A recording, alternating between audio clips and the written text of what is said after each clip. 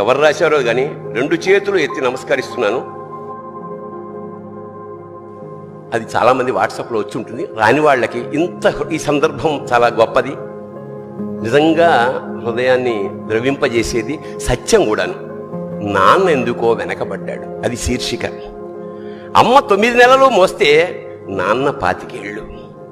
2 సమానమే అయినా నాన్న ఎందుకో వెనకబడ్డాడు. ఇంట్లో జీతం తీసుకోకుండా అమ్మ, తన జీతం అంతా ఇంటికే ఖర్చు పెడుతూ నాన్న, ఇద్దరి శ్రమ సమానమే అయినా అమ్మ కంటే నాన్న ఎందుకో వెనకబడ్డాడు.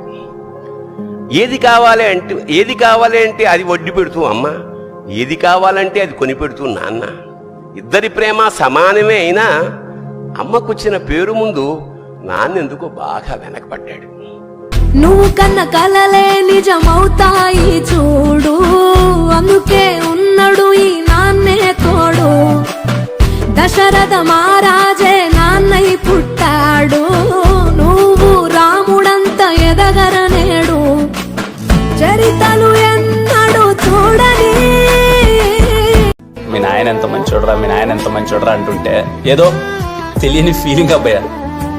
చాలా మంచోడు అబ్బాయి. మన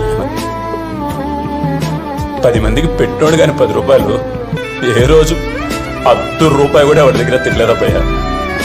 ఈ అందమైన రంగుల లోకాన ఒకే జన్మలో 100 జన్మలకు ప్రేమందించిన నాన్నకు ప్రేమతో నాన్న